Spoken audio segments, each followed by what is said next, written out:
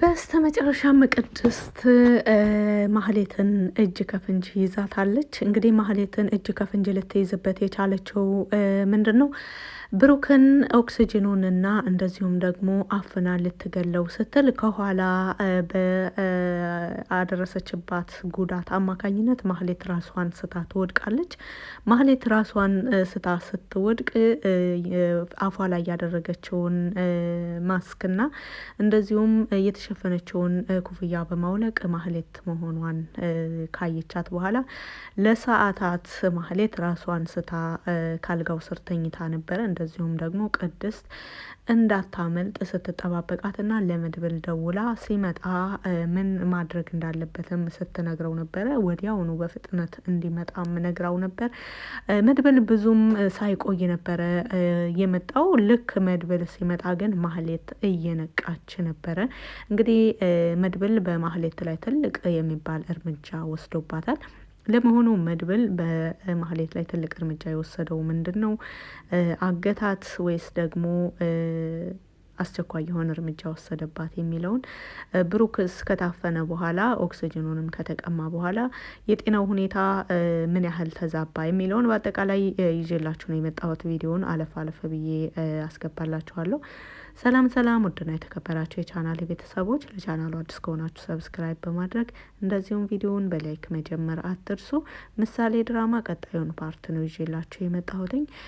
ቪዲዮውን እስከ መጨረሻው ድረስ ለማየት ሞክሩ። እንግዲህ እንደምናየው እዚህ መግቢያው ላይ እያያችሁት እንዳላችሁት የአደጋ ጊዜ መከላከያ ነው ቅድስት እጅ ላይ የሚታየው። እሱ ደግሞ በየመስሪያ ቤቶችና በየሐኪም ቤቶች በተለይ በብዛት የሚገኝ እቃ ነው። ይህ እቃ ትልቅ በጣም ከባድ ክብደት ያለው ነው። እንደዚሁም ቅድስት በጣም ተደናግጣ በፊት ለፊቷ ያገኘችውን ነገር ይህን ነበረ በወቅቱ ያገኘችውና በዚህን ራሱን ከመምታት ወደኋላ አላለችም። የገባው ሰው ወንድ ሁን ሴት የምታውቀው ነገር አልነበራትም። ቅድስት ሰውየውን ቦታ ነገር ከመራቸው በኋላና ካመላከተችው በኋላ ቶሎ በፍጥነት ነበረ ወደ ብሩክ የተመለሰችው። ወደ ብሩክ ስትመለስ በሩ ባስቀመጠችው መልኩ አላገኘችውም። ይልቁንስ በሩ ባስቀመጠችው መልኩ ሳይሆን ጭራሽ ተዘግቶ ነበረ ያስቀመጠችውና ነገር ግን ተከፍቶ ውስጥ ሰው መኖሩን ሁሉ ነው የሚያስታውቀው። አልጋውን ለብሩክን ስትጫነው አልጋው ድምጽ ነበረው። ብሩክ እርግጥ ራሱን ለማዳን ምንም እያደረገ ያለው እንቅስቃሴ አልነበረም። ምክንያቱም ራሱን ስቷል። መጀመሪያውንም ራሱን ከሳተ ብዙ ቀናቶችን አስቆጥሯል።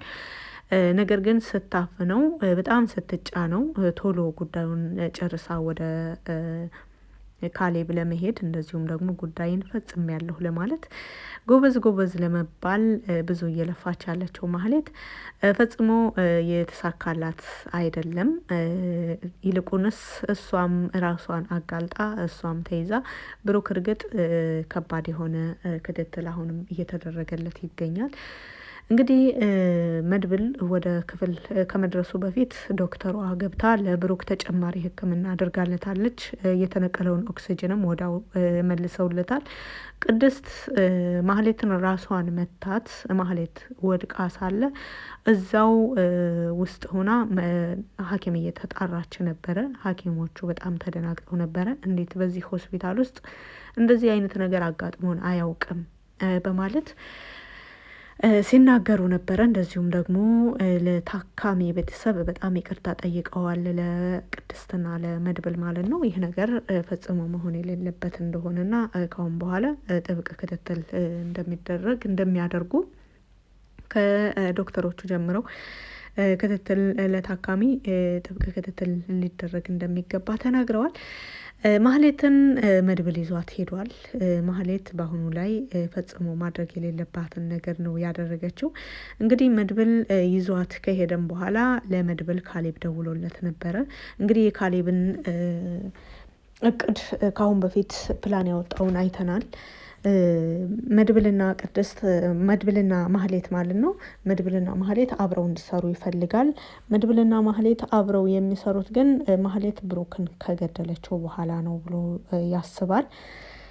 ማህሌት ብሩክን ልትገድል የተላከችው እንግዲህ አሁን ነበር። ይህ አልተሳካም። በሚያሳዝን መልኩ በአሁኑ ላይ ወደ መድብል የተላከው መልእክት ግን መልሶ ብሩክን የሚመለከት ነበረ። ካሌብ ለመድብል ደውሏል። እንደዚሁም ደግሞ ማህሌት ከሱ ጋር እንደሆነችም ካሌብ አውቋል።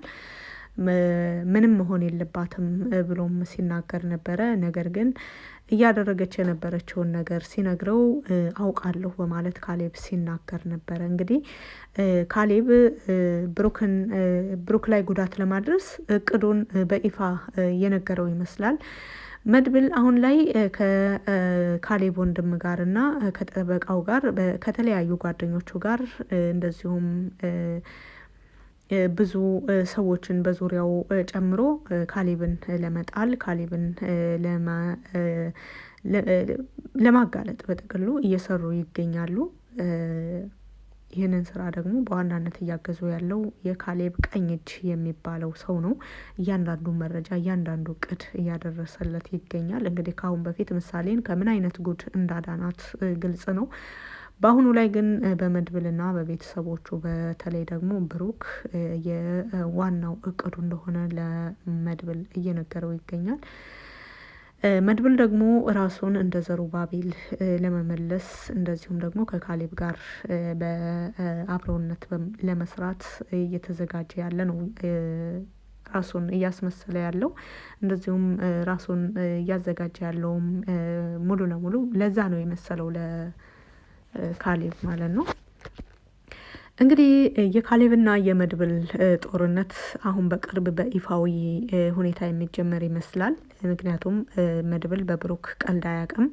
መድብል ከካሌብ ጋር ተስማምቶ ለመስራት እየተስማማም ያለው እውነት ተስማምቶ ለመስራት ፈልጎ ሳይሆን ቤተሰቦቹን ከጥቃት ለማዳን ነው። እንደዚሁም ደግሞ አስፈላጊ ናቸው ያላቸውን መረጃዎች ለማግኘት ነው። ለዚህ ደግሞ በተለይ ከቅርብ ጊዜ ወዲህ ከክፍለ ሀገር እየከበሩ ማዕድናትን ይዞ ወደ አዲስ አበባ መጥቶ ለካሌብ ሰዎች ሊሸጥ ሲል ድብደባ የደረሰበትና ዘረፋ የደረሰበት ወጣት እሱ ትክክለኛ አንድ የነ መድብል ሰው ሆኗል ማለት ነው። የተሰረቀበት የተወሰደበት እንደዚሁም ደግሞ አካላዊ ጉዳት የደረሰበት ግለሰብ ብዙ መረጃዎችን ይዞ እንደመጣ ለመድብል ነግሮታል። አሁን ላይ ካሌብ ህይወቱን ነጥቄዋለሁ ብሎ የሚያስበው መንትያ ወንድሙ እንደዚሁም ደግሞ ለካሌብ ቀኝ እጅ ሆኖ እየሰራ በአሁኑ ላይ እያገለገለው ያለው ሰውና መድብል ጠበቃውን ጨምሮ 5 ሰዎች ሆነው ከካሌብ ጋር ይፋዊ ጦርነት ሊጀምሩ ነው። ያንን ለማድረግ ግን ብሩክ ግዴታ ከሆስፒታል መውጣት አለበት።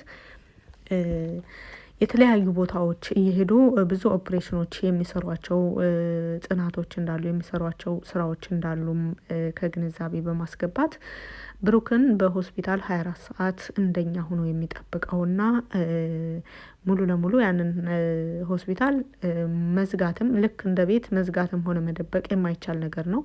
ካሌብ ያውቃል ብሩክ ያለበትን ሆስፒታል። እንግዲህ በማህሌት አማካኝነት ማህሌትን ሁሉ እዛ ድረስ ልኳት እንድትጨርሰው ሁሉ ልኳት አዟት ነበረ። ይህ ማለት ደግሞ ብሩክን ለማግኘት በጣም ቀላል ነገር ነው የሚሆንላቸው።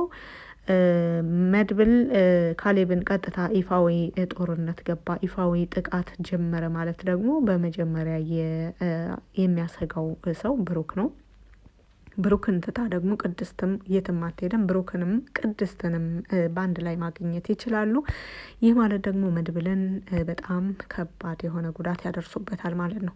እንግዲህ ያ ነው እርግጥ የካሌብ ስትራቴጂ። አሁንም ቢሆን እንደዛ ሆኖ የወንድሙን ህይወትም የወንድሙ ልጅ ማነች ምሳሌንም ጨምሮ ህይወታቸውን መንጠቅ ይፈልጋል ካሌብ። ይህ ደግሞ ካሳ ነው፣ እሱ እያሰበ ያለው እንደ ካሳ ነው። ምክንያቱም አንድ አይኑን ያጣበት ምክንያት በመድብል ነው። ከአሁን በፊትም መድብል በተናገረው መልኩ የተጋጩበትን ምክንያትም ተናግሯል። አሁን ላይ እኔ አንተን እያየሁ እንደምናደደው ሁሉ አንተን ሳስታውስ አንድ አይኔን እንደማስታውሰው ሁሉ እንደዚህ አካል ጉዳተኛ ሁኝም አንተ ከጎኔ እያለህ እንደምናደደውና እንደሚሰማኝ ስሜት ሁሉ አንተም በጎንህ ያሉ ግማሽ አካሎችህን ነጥቄ ከዛ ከገዳዮችህ ከቤተሰቦችህ ገዳይ ጋር ፊት ለፊት ሆነህ ስራ እንድትሰራ አስገድድሃለሁ በማለት ነው እንግዲህ ካሌብ እያወጣለት ያለው ስትራቴጂ። ይህ ነገር ግን ፈጽሞ አይሆንም። መድብል ካሌብን በደንብ አድርጎ ያውቀዋል። አሁንም ቢሆን አብረው ለመስራትና ለመስማማት እየሞከረ ያለው አንዳንድ ነገሮችን እስከሚያስተካክል ብቻ ነው። እንግዲህ መድብልን ለማጥቃት ግዴታ በመድብል ዙሪያ ያሉ ሰዎችን ማጥፋት፣ ጠበቃውንም፣ ብሩክንም፣ ምሳሌንም፣ ቅድስትንም ጨምሮ ከዛም በኋላ መድብል ቤተሰብም ሆነ የሚኖርለት ተስፋ አይኖረውም ብሎ ያስባል። ያንን ለማድረግ ነው እንግዲህ ካሌብ እየሰራ ያለው። ይሁንና ከካሌብ እቅድ ሁለት እርምጃ የቀደመው መድብል በአሁኑ ላይ በቅርብ ጊዜ በተለይ ደግሞ የሞገስና የሉላ ጉዳይ ከተስተካከለ በኋላ እንግዲህ ሞገስና ሉላን መልሰው ቤታቸውን ቀምተዋቸዋል። የሞገስና የሉላን ቤት እየቀማቸው ካሌብ ነው። የካሌብ ሰዎች ናቸው። ተከራክረው ቤቱን አስመልሰው ነበረ ጠበቃውን በማስፈራራትና እንደገና ያንን ነገር ወደኋላ ጉዳዩን ፋይሉን በመክፈት ሲኖሩበት የነበረውን ቤታቸውን በቅርብ ጊዜ የተመለሰውን ማለት ነው አሁንም እየተከራከሯቸውና እንዳሸነፏቸው ነው የተነገረው። እነዛ ቤቱን ያሸነፏቸው ሰዎች የካሌብ ሰዎች እንደሆኑ ኦሬዲ በቀጥታም ሆነ በተዘዋዋሪ ቤቱን ተከራክሮ የወሰደባቸው ካሌብ እንደሆነ መድብልና ሞገስም እንዳይገናኙ በቻለው አቅም እያደረገ ያለው ሞገስን ሰላም በማሳጣት በተለያዩ ነገሮች በማጥመድ ሞገስ እና መድብል በብዙ ነገሮች ተገናኝተው እንዳይነጋገሩ ሰዓትን እያጣበበ ያለው ራሱ ካሌብ ነው። ይህንን ነገር መድብል ደርሶበታል። ባይዘዌ መድብል ብዙ መረጃዎችን ይዟል። ነገር ግን በአሁኑ ላይ ሙሉ ለሙሉ ለሱ ለመስራት እየተስማማ እንደዚሁም ደግሞ ወንድሙ ያለበት ሁኔታ ትንሽ አስቸጋሪ ስለሆነ ነው እንጂ ሙሉ ለሙሉ ዘሩባቤልን ራሴን የድሮ ማንነቴን ይዤ ወደ አንተ እመለሳለሁ በማለት የበፊቱ ጥፋቶቹን ሙሉ ለሙሉ ላይደግምና ጸባዩን ለማስተካከል እየነገረው ያለ ነው። ይህ ከመሆኑ በፊት እንግዲህ መግቢያው ላይ እንደነገርናችሁ ቅድስት ማህሌትን ከያዘቻት በኋላ መድብል መጥቶ ማህሌትን ይዟት ሄዷል። ማህሌት በአሁኑ ላይ ትልቅ ችግር ውስጥ ገብታለች። ነገር ግን መድብል በማህሌት ላይ አስቸኳይ የሆነ እርምጃ ለመውሰድም አስቦ ነበር። ማህሌትን በጨለማ ክፍል ዘግቶባት ነው ያለው። ማህሌት በካሌብ ቤት ትሆን ወይስ በመድብል ቤት የምታውቀው ነገር እንኳን የለም። የማንንም ድምጽ እየሰማች አይደለም። ማንንም እያየች አይደለም። ምንም አይነት ምግብም ሆነ መጠጥ እየደረሰላት አይደለም። ይህ ነገር ደግሞ ምናልባት በካሌብ ቤትም ሆኜ ሊያጋጥመኝ ይችላል የሚል ግምት አላት። ምክንያቱም ራሷን ያገኘችው ሆስፒታል ውስጥ ወድቃ ነው። ከዛም በኋላ የሆነውን ነገር ፈጽሞ መገመት ነው የከበዳት። እንግዲህ ማህሌትን ከነነፍሷ ለመስጠት ፈቃደኛ አልሆነም መድብል ካሌብ ሲጠይቀው እሱ ጋር እንዳልሆነች ነበር የተናገረው። ካሌብ ግን እሱ ጋር መድብል ጋር እንዳለች እንደዚሁም ከሆስፒታል እንደወሰዷት ሁሉ ነግሮታል። ለዚህ ምንም አይነት መልስ አልሰጥም። ከዚህን በመቀጠል ደግሞ በትህትና ጉዳይም ጠይቆት ነበረ። የዛችን ልጅ ጉዳይስ እንዴት አደረስክልኝ? ምን አደረስክልኝ? የት ናት ልጅቱ? የምታውቀው ነገር አለ ወይ? በማለት ተናግሮ ነበረ። በትህትና ጉዳይ በቅርብ ተፈጻሚ ይሆናል ብሏል መድብል። እንግዲህ ትህትናን አሳልፎ ለመስጠት ተስማምቻለሁ ብሎታል። ነገር ግን ትህትናን አሳልፎ ለመስጠት ፈጽሞ የማያደርገው ነገር ነው። እያንዳንዱ ነገር ካሌብ እያለ ያለውን ነገር እሺ እያለና እየተስማማ ያለው እንደነገርኳችሁ ብሩክ ከሆስፒታል ሲወጣ ይፋዊ የሆነ ክህደት ሊፈጽሙበት ስለሆነ ነው። ያንን ክህደት የመጀመሪያ ክህደቱን የሚጀምረው መድብል ነው። መድብል ከካሌብ ጋር እንግዲህ አልፎ አልፎ በአካል እየተገናኘ በቤቱ እየሄደ አንዳንድ ስራዎችን እየተቀበለ ታዛዥ ነኝ እያለ እየሰራ ይገኛል። እንግዲህ ከአሁን በፊት ዝናን እንዲገለው ታዞ ዝናን ኦሬዲ የታዘዘውን ስራ መፈጸሙን ነው የተናገረው። የሚገርመው ነገር ግን ዝና በህይወት አለ። ዝና በህይወት ያለው አሁን ላይ ከነመድብል ጎን ሆኖ ካሌብን ለመጣል እየተጠቀሙበት ያለ ትልቅ ነገር ነው። እንግዲህ ከአሁን በፊትም መንትያ ወንድሙን የራሱን ወንድሙን ካሌብ ህይወቱን ለመንጠቅ ሲሞክር እንደዚሁም ህይወቱ ያለፈ መስሎ ጥሎት ሲሄድ መድብል ነው በወቅቱ ያዳ ነው። አሁንም ቢሆን ወደ እስር ቤት የተላከው ሰው መድኃኒት ይዞ ነበር የገባው ዝና የሞተ እንዲያስመስልና ለተወሰኑ ሰዓታት ዝና የሞተ ሰው መስሎ እንደሚተኛ ነበረ ያንን ያየ ነው። ነገር ግን ዝና ከተወሰኑ ሰዓታት በኋላ ነቅቶ በጥብቅ ክትትል እየተደረገለት እንደዚሁም ደግሞ ዝና ነው ተብሎ የተቀበረው አስክሬን ሳጥኑ ባዶ እንደሆነ ብዙ የካሌብ የተሸወዳቸው ነገሮች እዚህ ጋር ብዙ ነገሮች አሉ።